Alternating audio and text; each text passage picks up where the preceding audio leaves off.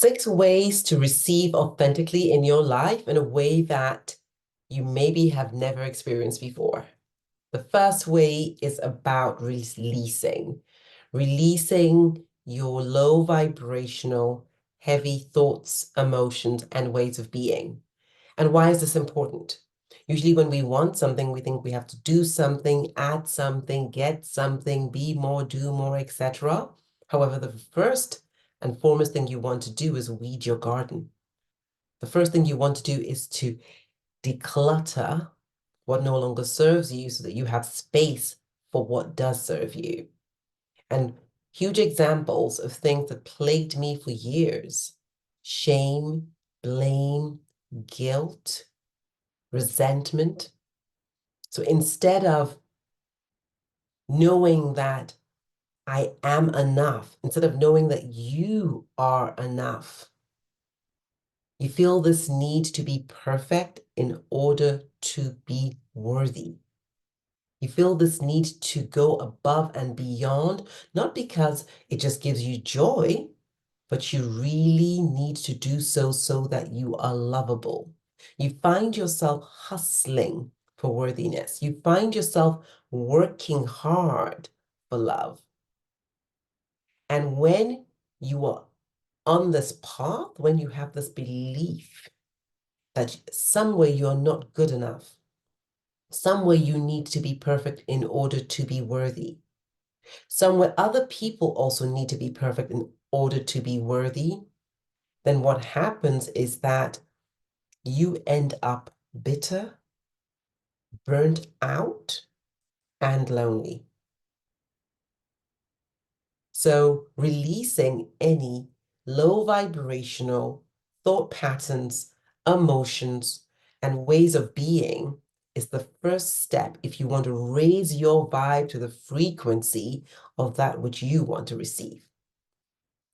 The second step is relaxing. Now, there is something called the rushing woman syndrome. A book was written by this amazing doctor, and I can't remember her name. And it is so incredible because it is true that we live in a world where women are rushing around all the time, rushing to work, rushing to take care of their kids, rushing to take care of their spouses. And where does she find time to take care of herself? Women are running around constantly subjecting their nervous systems to the same amount of fear and angst as if they were being chased around by a tiger 24/7. We can't even sleep anymore. Falling asleep is no longer a thing that you did like when you were a child. You lie there in bed and your brain is basically churning. So although you are tired, you are wired. Where does this come from? It comes from beliefs that we need to be everything to everyone all of the time. And if we're less than that, we're not a good mother, we're not a good wife, we're not a good daughter, we're not a good employee, we're not a good boss. I could go on. And somewhere, if you look beneath this, do you believe that relaxation is a birthright, or do you believe that it's a reward? Do you believe that you need to have worked yourself to the bone to deserve the smallest glimmer of a holiday or time for yourself?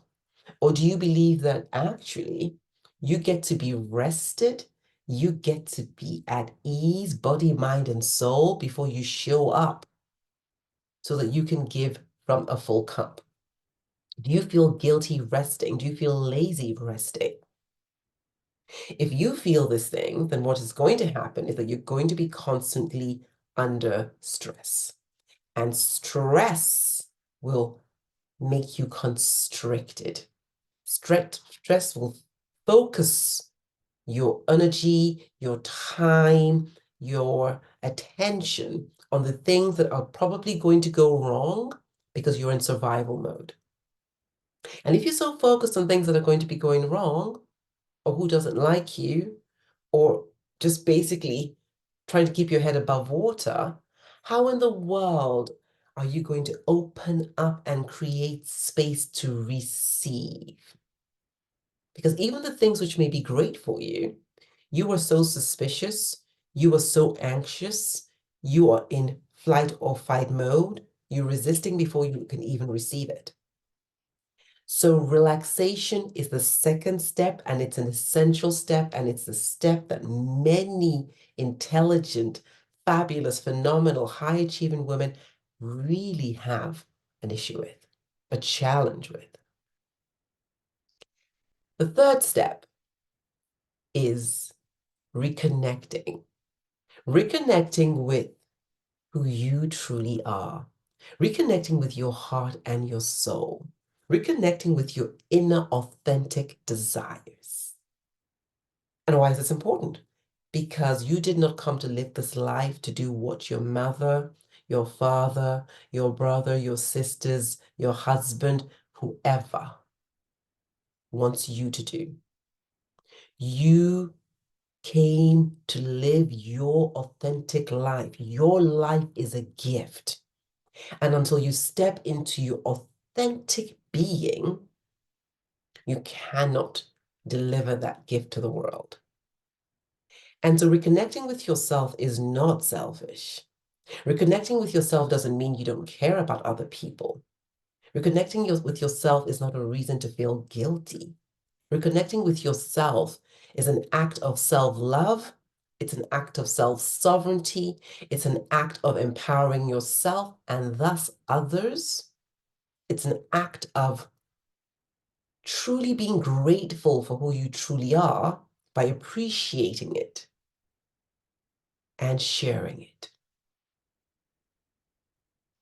The fourth phase is re-envisioning.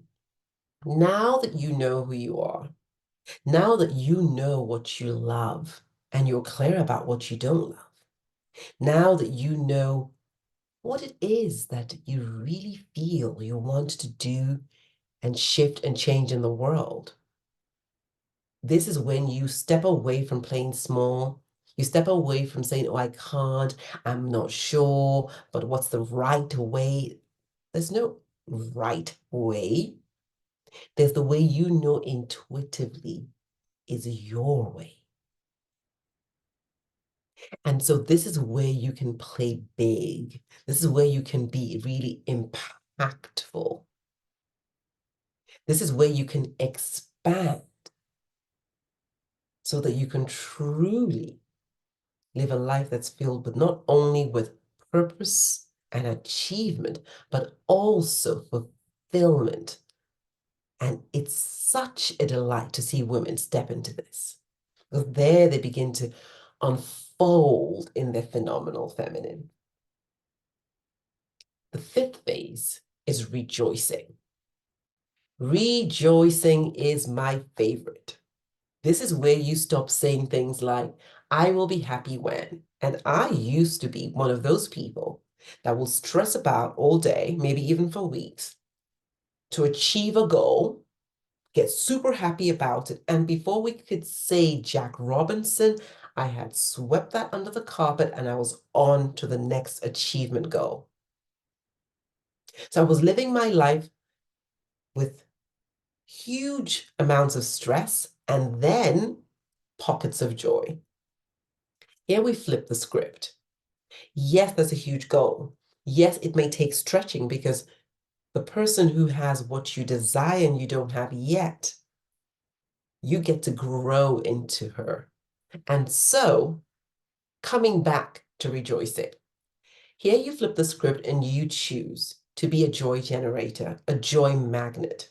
You choose to be grateful and happy now for that which you envision, because you know that if you can conceive it, then you can see it and have it. It's all about you opening up, shifting, releasing, envisioning, connecting deeply enough so that that which you desire truly manifests in your physical space. And one of the fastest acceleration tips for that is to raise your vibration through joy Because when I am joyful, I'm already grateful. When I'm joyful, I am not stressed. When I'm joyful, I am in the knowing that it has happened. The other day, I went and checked my passport because I was going to the United States of America. And so I was going to get myself an ESTA, which is a form you get to fill. As I was filling the form, I got to a stage in the form and I realized, oops, actually, I couldn't get an ESTA. I need to get a full-blown visa. And so I was looking for my passport and I could not find my passport with a visa because I changed my passports. Now, this gets interesting. I then realized no passport inside. I need to go and get a brand new visa. This was 7 days to my trip. I get myself a concierge service to support me.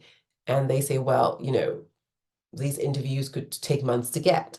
So we check online, and lo and behold, this was in February. The next interview was in June. I felt myself jolt with stress. Obviously, my trip where I was going to be going to 11 Madison Square, beautiful vegan 3-star restaurant that I really wanted to go to. It was a beautiful moment where I could reconnect with my aunt in the US. I could reconnect with a friend of mine called Chrissy as well, um, in the US. I was going to be spending time with my husband on a holiday.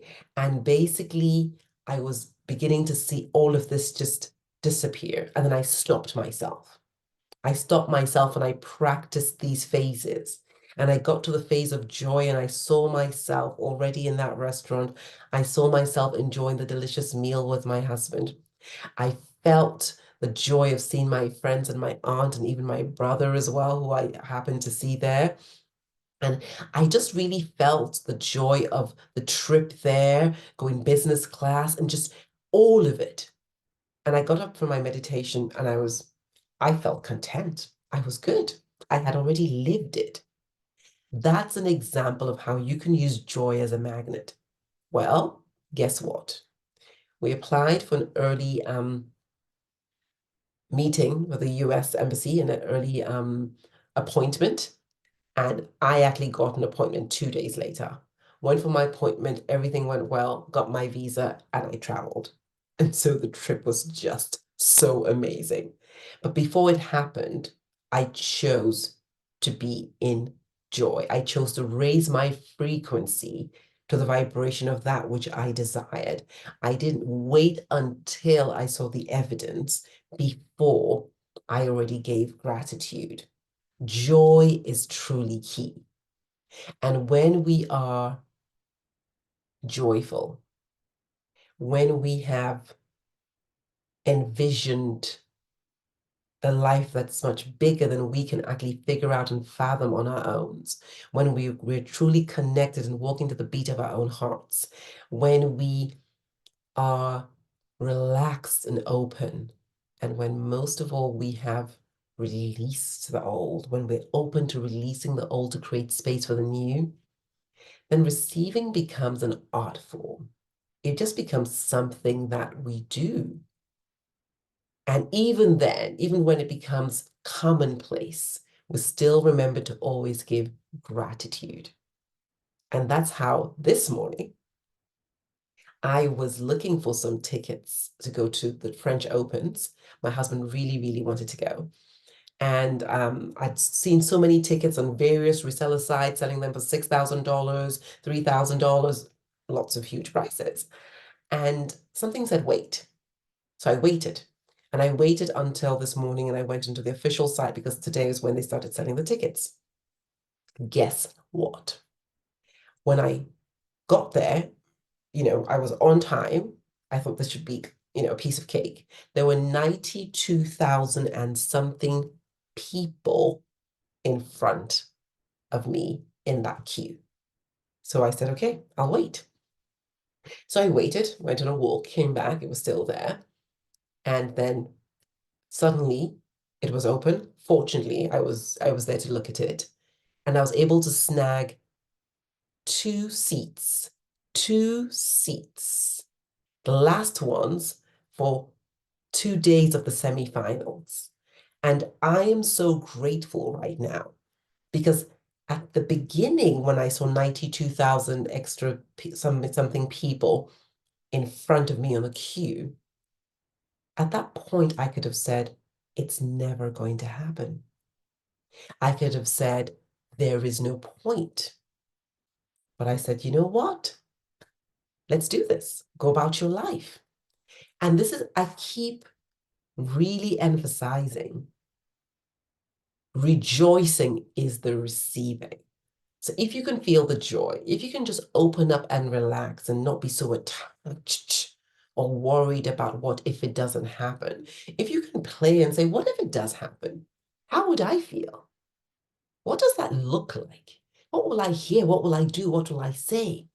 What will I be? How will I be behaving? This is where life becomes just such a beautiful, beautiful experience of receiving with gratitude, receiving with humility, receiving with joy, and remembering that anything that you truly, truly, truly desire, especially if it's in your highest and your best, there is no reason why it cannot be yours. You simply get to be willing to shift where required in order to have it. I would love to hear which of these phases you find most challenging or even easiest. And just to remind you, phase 1, releasing, letting go. 2, relaxing. 3, reconnecting with your true self. 4, re-envisioning. 5, rejoicing. And 6, receiving.